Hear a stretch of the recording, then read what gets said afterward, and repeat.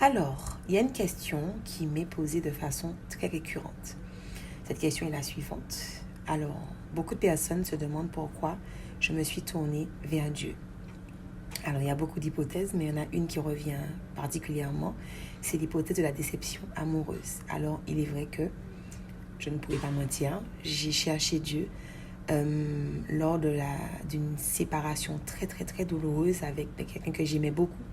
Et en fait, je n'arrivais pas à lui apporter ce qu'il voulait. J'étais consciente de mes manquements et seule je n'y arrivais pas. Et j'étais persuadée que le Seigneur me permettrait de changer afin de pouvoir récupérer cette personne. Sauf qu'en réalité, ce n'était pas le plan de Dieu pour moi. Le plan de Dieu pour moi, parce que Dieu savait que j'aurais été déterminée. Je n'avais vraiment pas envie de perdre cette personne. Donc franchement, j'ai cherché Dieu de toutes mes forces, de tout mon cœur, de toute mon âme. Mais en fait, j'ai rencontré Dieu. Le Seigneur dit qu'il connaît tous les jours que nous vivons, que tous ces jours-là sont écrits en quelque part.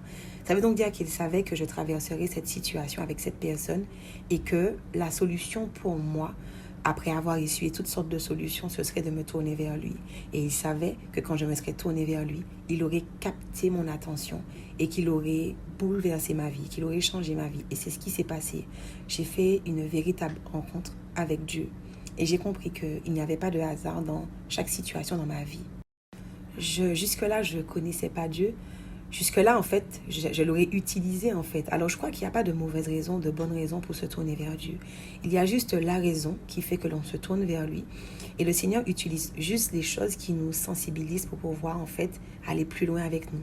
Aujourd'hui, je suis une femme complètement épanouie, une femme comblée, une femme qui connaît son Dieu, mais une femme surtout qui a gagné le salut. Parce qu'en vérité, même si j'avais récupéré cet homme, que je n'ai pas récupéré d'ailleurs, même si j'avais récupéré cet homme, si je devais perdre mon âme, ce serait quoi l'utilité en fait de le récupérer? Et le Seigneur m'a appris toutes ces choses-là.